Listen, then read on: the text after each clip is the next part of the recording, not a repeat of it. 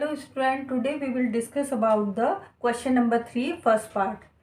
हम लोग एक्सरसाइज 12.2 का क्वेश्चन नंबर 3 का फर्स्ट पार्ट करेंगे आज। देखिए, what is the question number 3 first part. Factorise the expression ax² plus bx। आपको इसको फैक्टराइज करना है। अब देखिए क्या है हमारे पास। अगर let us suppose this is my first term and this is my second term, so in first term and second term what will be the common term. इन दोनों में क्या कॉमन टर्म है हमारे पास, क्या कॉमन है, x कॉमन है। Fine. अगर मैं x को कॉमन ले लेती हूँ तो हमारे पास विद इन द ब्रैकेट क्या बचेगा। चलिए इसको सॉल्व करते हैं। इक्वल्स टू x हमने कॉमन ले लिया।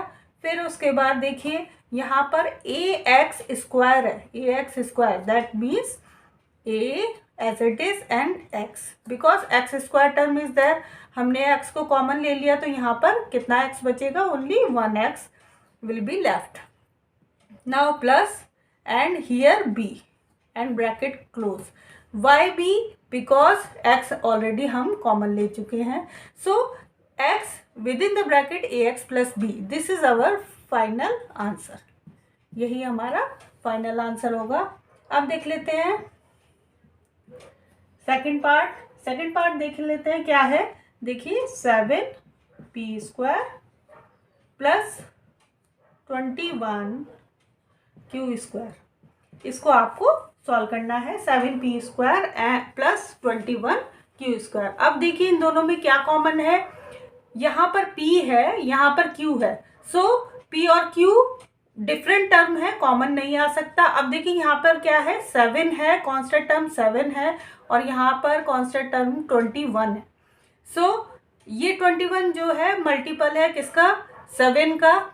3 21। So what we can do, 7 we can take common, 7 को हम कॉमन ले सकते हैं।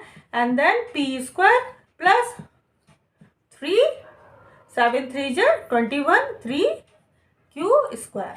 This one is our final answer. 7p² plus 3q² is our answer. Now third part देख लेते हैं। What is the third part. 2x³ plus 2xy² plus 2xz², ये हमारे पास टर्म है, इसको हमको फैक्टराइज करना है। Okay, late us suppose this is my first term, second term and third term. Fine. अब देख लेते हैं, सबसे पहले कंपेयर करेंगे कि इन तीनों टर्म में हमारे पास क्या कॉमन है।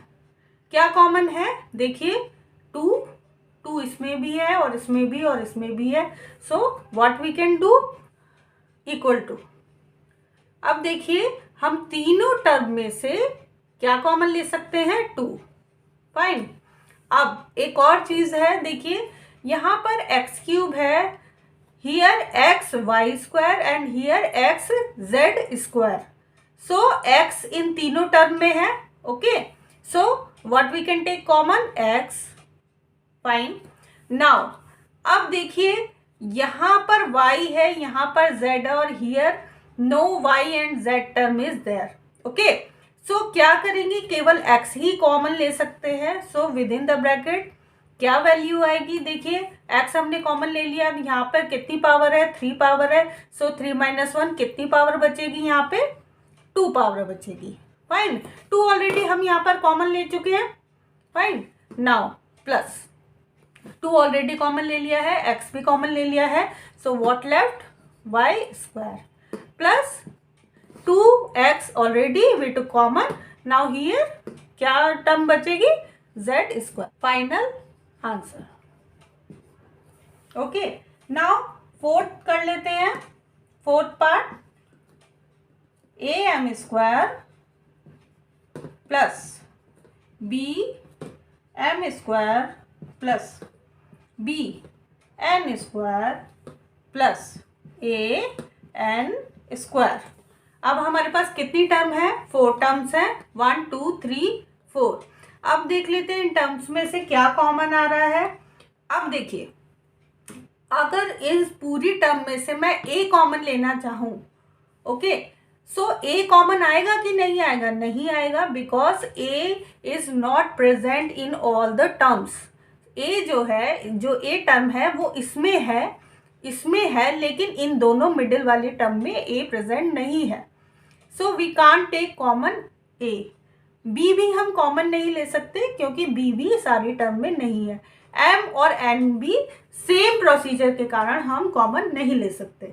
अब देखिए इसको कैसे करेंगे। इक्वल्स टू, देखिए इन दोनों टर्म में क्या कॉमन आ सकता है? फर्स्ट और सेकंड टर्म में क्या कॉमन आ सकता है बताइए?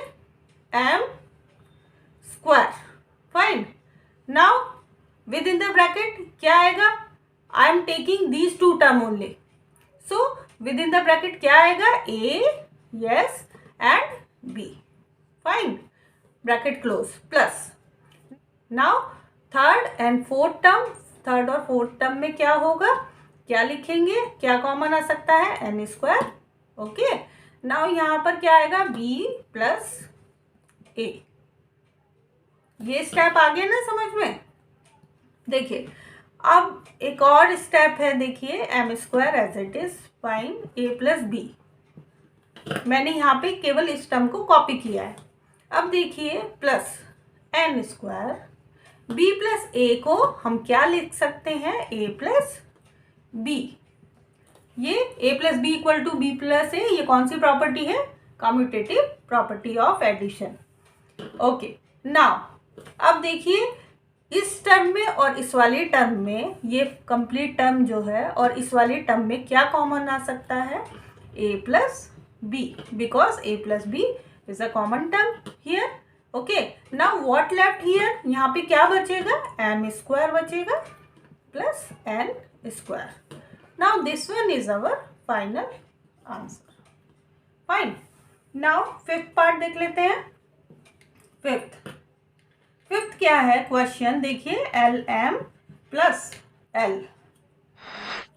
With in the bracket plus M plus 1। अब देखिए इन टर्म में क्या चीज कॉमन है? देखिए आपको दिखाई दे रहा होगा कि इन दोनों टर्म में एल कॉमन है। सो वेरी इजी, देखिए एल कॉमन ले सकते हैं। सो हमारे पास क्या बचेगा? एम प्लस 1 बचेगा प्लस, अब देखिए एम प्लस 1 है तो एम प्लस 1 को पॉजिटिव का साइन है, so no change. What we can do, इसे क्या लिख सकते हैं? देखिए यहाँ पे 1 और M plus 1। So why we write like that? Because देखिए एम प्लस 1 इस टर्म में भी आ गया हमारे पास और एम प्लस 1 इस टर्म में भी आ गया। So what we can do here?